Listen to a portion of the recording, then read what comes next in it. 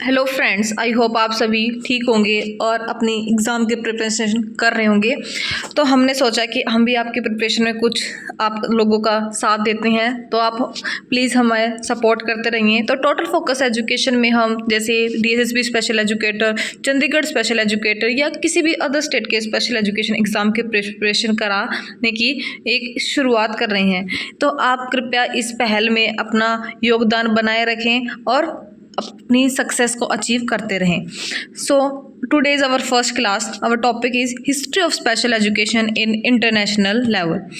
1500 के दशक के मध्य से पहले विशेष शिक्षा मॉडल नहीं था, यानी हमारे पहले 1500 का जो दशक था उसमें कोई शिक्षा मॉडल नहीं था। विकलांग लोगों को हीन दृष्टि से देखा जाता था। शारीरिक रूप से विकलांग लोगों के प्रति एक निश्चित मात्रा में होती थी, लेकिन मानसिक रूप से विकलांग लोगों को बड़े पैमाने पर बड़ा या अल्पसंख्यक माना जाता था। 27 ईसा पूर्वी में 476/1453 के बीच कुछ ऐसे लोग थे जो विकलांगों और लोगों को देखभाल करते थे। क्या वे शिक्षित हुए और सामान्य स्थिति में लौट आए, क्या पता है। 5वीं और 15वीं शताब्दी मध्य युग के दौरान चर्च ने अपनी देखभाल की, लेकिन विशेष शिक्षा को आधुनिक पद्धति अभी भी समाप्त हो गई थी। उन्नत विशेष शिक्षा के विकास का उल्लेख नीचे दिया गया है। पहले हम 1500 के दशक के मध्य में पढ़ेंगे, फिर 1620 में, फिर 1640 और 1653 के दौरान, और ऐसे ऐसे हम अपने स्पेशल एजुकेशन की जो मॉडल है जो आया उसकी तरफ बढ़ते चले जाएंगे। तो पहला है 1500 के दशक के मध्य में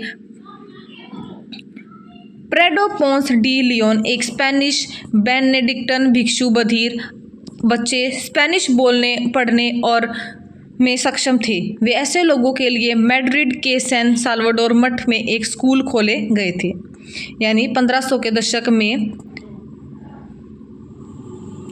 मध्य में प्रेडो पोंस डी लियोन एक स्पेनिश बेनेडिक्टिन यानी एक भिक्षु थे, बधिर बच्चे स्पेनिश बोलने और पढ़ने में सक्षम थे। वे ऐसे लोगों को के लिए मैड्रिड के सैन साल्वाडोर मठ में स्कूल खोले गए। नेक्स्ट है 1620 में जुआन बोनेट, एक स्पेनिश पुजारी को उपदेश का उपयोग विकसित किया। उनके शिष्यों की प्रणाली और वास्तुशास्त्र को मैड्रिड में रिडक्शन डी लेस लेटर्स ये आर्टे पानेसर ए हॉबलर और लॉस म्यूडोस नामक की एक पुस्तक में स्थापित किया गया। इसका अर्थ है अक्षरों का संगीत और मुख्य वाणी सिखाने की कला। यानी जो बच्चे बोल नहीं सकते थे, यानी जो सांकेतिक भाषा का उपयोग करते थे, उनके लिए उन्होंने एक पुस्तक लिखी जिसका अर्थ था अक्षरों का संगीत और मुख को वाणी सिखाने की कला। यह 1620 में प्रकाशित हुई थी। बॉनेट की प्रणाली ने अमेरिकी सांकेतिक भाषा, फ्रेंच सांकेतिक भाषा, स्पेनिश सांकेतिक भाषा को अन्य को प्रभावित किया था। 1640 और 1653 के दौरान हमने जैसे जॉन वूलर, एक अंग्रेजी चिकित्सक और दार्शनिक ने शरीर और मानव संचार, विशेष रूप से हाव भाव द्वारा की खोज करते हुए 5 लिखी रचनाएं लिखी। अपनी पुस्तक चिरोलोगिया या हाथ की प्राकृतिक भाषा का उपयोग किया। 1644 में उन्होंने हैंड गेस्चर फॉर कम्युनिकेशन, जो हम भी हमने पढ़ी थी चिरोलोगिया बुक, उन्होंने उसमें हैंड गेस्चर ऑफ कम्युनिकेशन को प्रकाशित किया। उन्होंने अपना कार्य फिलोकोफस किया और द डम्बे मेंस एकेडमी के माध्यम से अधिक लोगों को एकेडमिया में एलन एक अक शिक्षा का भी प्रस्ताव रखा। 1760 के दशक के दौरान चार्ल्स मिशेल एबे डे लअपी, एक फ्रांसीसी परोपकारी शिक्षक ने 1760 के दशक के दौरान पेरिस में द इंस्टीट्यूट नेशनल डेंस जून्स एवेगल्स की स्थापना की। यह बधिरों के लिए एक निःशुल्क पब्लिक स्कूल था। उन्होंने फ्रेंच में प्राकृतिक सांकेतिक भाषा भी विकसित की। स्कॉटिश लेखन प्रशिक्षक थॉमस वेडवुड ने 1760 में एडिनबर्ग में बधिरों और गूंगे लोगों के लिए ब्रेडवुड एकेडमी की स्थापना की। यह ब्रिटेन में बधिरों के लिए पहला स्कूल था। 1740 के दशक के दौरान एक जर्मन वकील और शिक्षक सैमुअल हिनके ने 1778 में लिपजिंग में बधिरों की शिक्षा के लिए पहला जर्मन पब्लिक स्कूल स्थापित किया। उन्होंने पढ़ाने और पढ़ने की मौखिक पद्धति को बढ़ावा दिया। 1780 के दशक के दौरान वेलिंगटन हाउस एक फ्रांसीसी प्रोफेसर ने 1784 में नेत्रहीनों के लिए पहले स्कूल की स्थापना की। इसे पेरिस में royal institute for the young blind, हमें इसे नोट कर लेना चाहिए, royal institute for the young blind अब national institute for the young blind आई एन जॉय इंस्टीट्यूट नेशनल डेंस जून्स एवेगल्स नाम दिया गया था।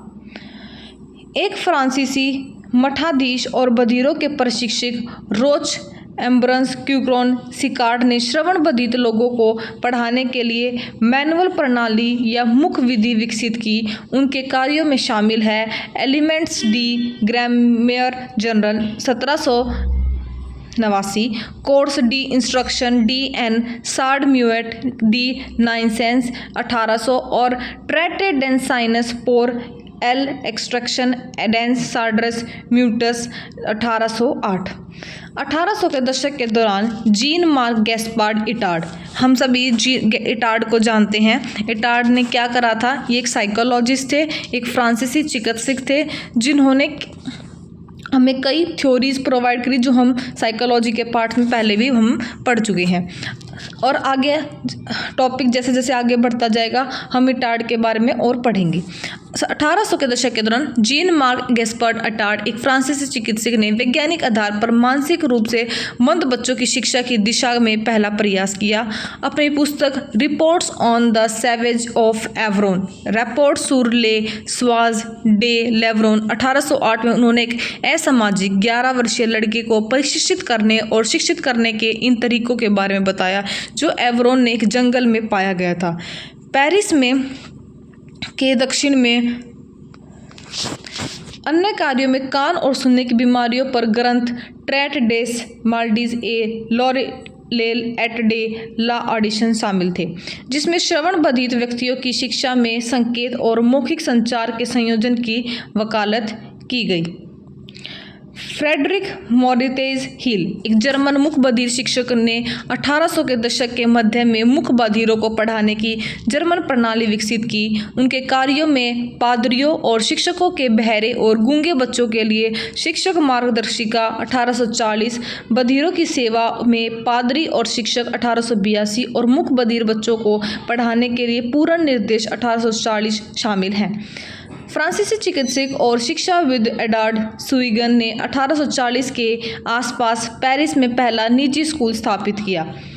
यह मानसिक रूप से विकलांगों की शिक्षा के लिए था। 1840 में उन्होंने the moral treatment hygiene and education of idiots and other backward childrens treatment moral hygiene and education editors प्रकाशित किया। इस कार्य को मानसिक विकलांग बच्चों की शिक्षा विशेष आवश्यकताओं से संबंधित सबसे प्रारंभिक व्यवस्थित पाठ्य पुस्तक माना जाता है।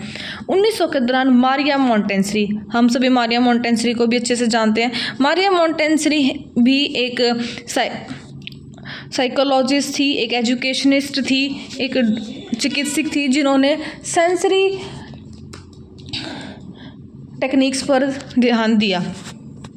मारिया मोंटेसरी एक इतालवी चिकित्सक और शिक्षक के प्रभावी शिक्षण विधियों का विकास किया। उनके कार्य प्रणाली को मोंटेसरी पद्धति का नाम दिया जाता है। उन्होंने 6 जनवरी 1907 को कासा दी बिम्बिन यानी बच्चों का घर खोला। उन्होंने यह सामान्य बच्चों को पढ़ाया और कासा की सफलता जल्द ही फैल गई। मोंटेसरी शिक्षा पूरे विश्व में फैलते हुए अंतर्राष्ट्रीय हो गई। अभी हम एक नोट पॉइंट हैं। 1975 में संयुक्त राज्य अमेरिका ने एक अधिनियम पारित किया, सभी विकलांग बच्चों के लिए शिक्षा अधिनियम। इसे PL 94-142 के नाम से जाना जाता है। आधुनिक समय में इस कानून को विकलांग व्यक्ति शिक्षा अधिनियम IDA के नाम से जाना जाता है। IDA के नाम से जाना जाता है। UK में 1978 के दौरान द वोनाक रिपोर्ट और उसके बाद 1981 शिक्षा अधिनियम ने विशेष शिक्षक आवश्यकताओं की अवधारणा को मौलिक रूप में बदल दिया। इसने विशेष शिक्षक आवश्यकता SIN के कथनों को और एकीकृत के विचार को प्रस्तुत किया, जिसे बाद में समावेशी के रूप में जाना जाता है, यानी इंक्लूसिव एजुकेशन के नाम से जाना जाता है। सभी बच्चों के लिए उनकी क्षमताओं या अक्षमताओं की परवाह किए बिना सामान्य शैक्षिक लक्ष्यों पर आधारित अर्थात स्वतंत्रता, आनंद और समझ 1900 के दशक के अंत तक विकसित देशों में विशेष शिक्षा के लिए सुविधाएं तैयार कर ली हैं। 2001 में संयुक्त राज्य अमेरिका ने नो चाइल्ड लेफ्ट बिहाइंड, यानी कोई भी बच्चा अपनी पढ़ाई से वंचित ना रहे, इसके लिए नो चाइल्ड लेफ्ट बिहाइंड अधिनियम पारित किया, जिसके अनुसार विकलांग छात्रों सहित सभी छात्रों को वर्ष 2014 तक गणित और पढ़ने में कुशल होना होगा। 2004 में आइडिया को पुनः अधिकृत किया। इसके कई बदलाव हुए, जैसे राज्य और स्थानीय स्तर पर अधिक जवाबदेही का आह्वान, स्कूली जिलों को छात्रों के लिए पर्याप्त निर्देश और हस्तक्षेप प्रदान करने के लिए कहा गया। 1880 के दशक में ईसाई मिशनरियों ने धर्मार्थ उपक्रम के रूप में विकलांगों के लिए स्कूल शुरू किया, यानी मेहता 1982। अंध, अभी हम कुछ नोट पॉइंट हैं जिन्हें आप नोट करना चाहें तो नोट कर सकते हैं। अंधों के लिए पहला स्कूल 1887 में स्थापित किया गया।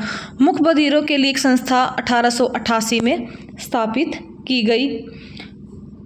शारीरिक रूप से अक्षम लोगों के लिए भी सेवाएं 20वीं सदी के मध्य से शुरू की गई थी। मानसिक रूप से विकलांग लोगों के लिए पहला स्कूल 1934 में स्थापित किया गया मिस्र ने।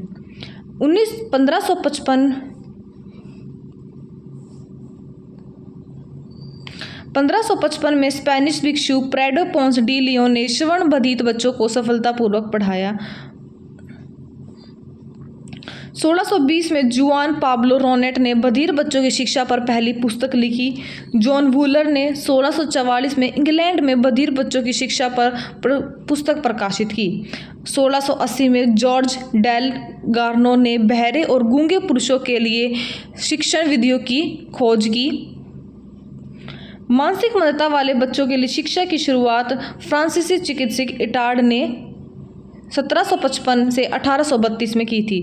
1768 में बधिर बच्चों के लिए पहला स्कूल थॉमस ब्रैडवुड द्वारा इंग्लैंड में स्थापित किया गया था। 1775 में मिशेल डेल एपी ने एम्ब्रोज सिकार्ड ने पेरिस फ्रांस के सांकेतिक भाषा के लिए पहला स्कूल स्थापित किया गया। सैमुअल हिनके 1778 में जर्मनी के लिम्पजिंग में होठ पढ़ने और बोलने के कौशल के लिए मौखिक विधि विकसित की। 1784 में एक फ्रांसीसी परोपकारी वैलेंटिन हेनी ने पेरिस में national institute for the blind की स्थापना की।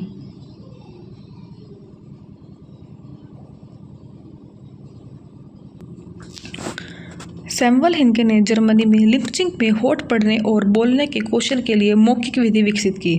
1784 में एक फ्रांसीसी परोपकारी वैलेंटिन हेनी ने पेरिस में national institute for the blind की स्थापना की।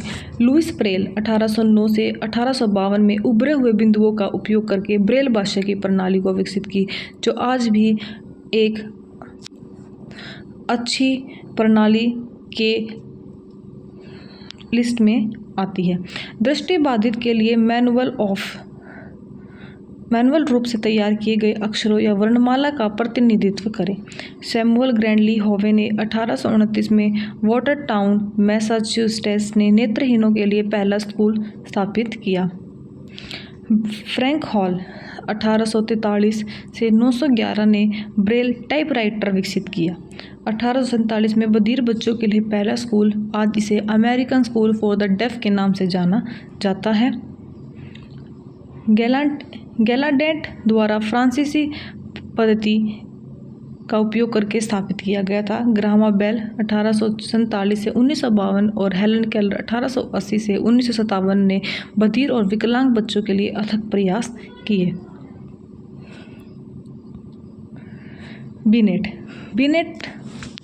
जो इंटेलिजेंस की थ्योरी में एक बहुत बड़ा नाम है। बिनेट 1857 से 1911 में बुद्धि प्रशिक्षण के आविष्कार में बहुत बड़ा योगदान दिया। एडवर्ड सुइगेन ने 1866 में एक क्लासिक पाठ्यक्रम idiocy and its treatment by the physiological method प्रकाशित किया। ड्रिकॉली 1871 से 1932 में वैलुगम ने मानसिक रूप से विकलांग बच्चों के लिए एक पाठ्यक्रम विकसित किया। 1932 में ब्रेल मुद्रण प्रणाली को अंतर्राष्ट्रीय स्तर पर मानकीकृत किया गया। हमारा नेक्स्ट टॉपिक होगा history of special education India, जो हम कल की क्लास में करेंगे। तब तक के लिए आप इन नोट्स पॉइंट्स को अपनी कॉपी में नोट कर लीजिए, और इसके बाद हम एक वीडियो जिसमें हमारे प्रीवियस ईयर्स जो किसी भी स्पेशल एजुकेशन के एग्ज़ाम में आए हैं, चाहे वो Chandigarh special education, DSSB special education या किसी भी अदर स्टेट का स्पेशल एजुकेशन में हिस्ट्री ऑफ स्पेशल एजुकेशन से जितने क्वेश्चन आए हैं उनको हम अलग से एक वीडियो में कवर करेंगे। Thank you.